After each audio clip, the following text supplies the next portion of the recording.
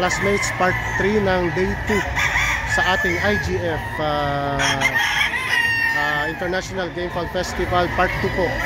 Part 3 na po.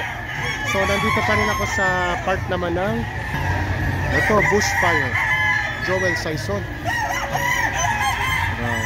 Joey Saison, tignan natin yung mga manok ni Mr. Joey Saison.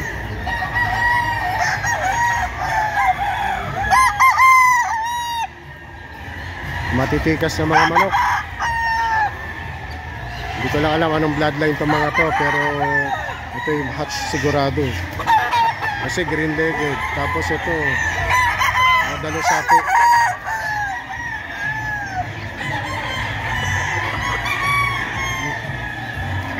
Meron din sila mga kakerol, oh.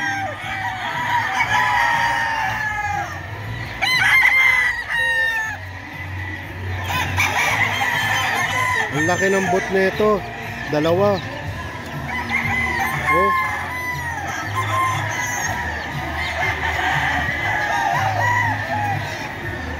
Dito tayo, nag-aasikaso sila, eh. Oh, puti. Ito, kisig ng talisayan, no? Ito yung talisayan to, napakakisig.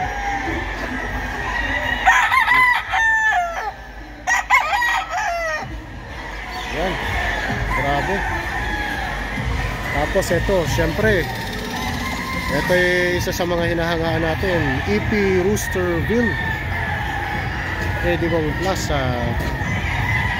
Opia. Tingnan natin yung iba niyang ni Sir Edibong.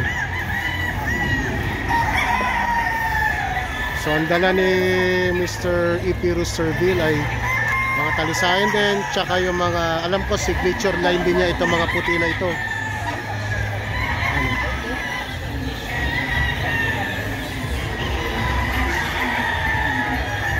Wow, ganda.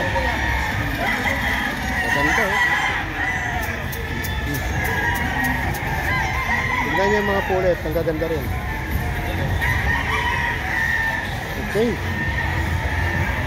So dumako naman tayo dito sa kay Honey Lokban. Laki rin ng boot. Ito naman yung dala ni Honey Lokban.